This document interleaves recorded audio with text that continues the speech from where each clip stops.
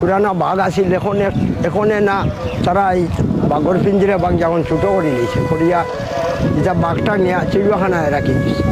ও আচ্ছা, এখানে বাঘ ছিল। হচ্ছে এখানে ওইখানে ছিল, এখানে ছিল বাঘটা। কারণ বড় মোটা গোড় আসিল, এটা এখন বাঙ্গিলিস বড় মোটা গোড় আসিল, বুঝছেন নি? এটা আমরা ব্যবসা ছাড়া আমরা আসিল বাঘ, মানে এই খাসার মাঝে বাঘ রাখা হতো। বড় খাসা আসিল, খাসার মাঝে বাঘ আসিল। এরা যখন ইয়ে গেল কি এরা জমিদার হল মরি গেল, তখন নিয়ে বাঘটারে তারা চিড়িয়াখানা জেল দিয়েছিল নয়। চিড়িয়াখানা কতটা বাঘ থাকতো এখানে? এখানে 4-5টা থাকতা প্রতিনিয়ত প্রতি সময় তারা একদিন আসটাইল তারার বাঘও আসিল। বন্ধুরা, আমি এখন আছি একটি বাঘের খাঁচার সামনে। প্রায় 200 বছর আগে জমিদারি ছিল, আর এখন পর্যন্ত এই বাজার প্রীতিম পাশা নবাব বাড়ি যে জমিদারি এখন পর্যন্ত আছে।